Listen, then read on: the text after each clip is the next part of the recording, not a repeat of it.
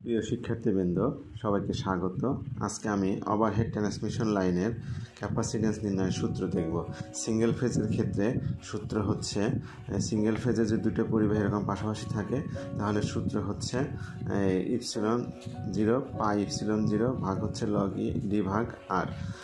একক হচ্ছে farad per metre. এখানে কিউ হচ্ছে পরিবাহীর চার্জ, ভি হচ্ছে পোটেনশিয়াল পার্থক্য, ডি হচ্ছে দুইটা পরিবাহীর ব্যবধান, আর হচ্ছে ব্যাসার্ধ মিটারে থাকতে হবে, আর ইপসিলন 0 হচ্ছে শূন্য স্থানে পারমিটিভিটি। এখানে নির্দিষ্ট এটাকে তোমার মুখস্থ রাখতে হবে। আর নিউট্রালের সাথে করলে সিএন সমান শুধু পার্থক্য একই, শুধু দুই দ্বারা গুণন হবে। আর সিঙ্গেল ফেজের ক্ষেত্রে গেল। এখন হচ্ছে আমার থ্রি ফেজের দুইটা অবস্থান, একটা হচ্ছে তিনটা বাহু সমান, আরেকটা হচ্ছে তিনটা বাহু অসমান। তিনটা বাহু সমান হলে সেটা হচ্ছে এই সিএন এর মতোই একই সূত্র।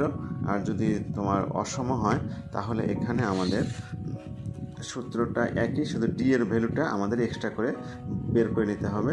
সে ডিটা হচ্ছে তোমার এখানে এটা ডিই বের করে নিতে হবে। যত দূরত্ব আছে, এই যে তিনটা দূরত্ব আছে, তিনটাকে ঘনমূল করলে যে পাবো ডি পাবো, সেই ডি হচ্ছে এই লগ ই এর সাথে যে ডিটা আছে সেই ভ্যালুটা এখানে বের করে নিতে হচ্ছে। পার্থক্য শুধু এটুকুই। ধন্যবাদ সবাইকে।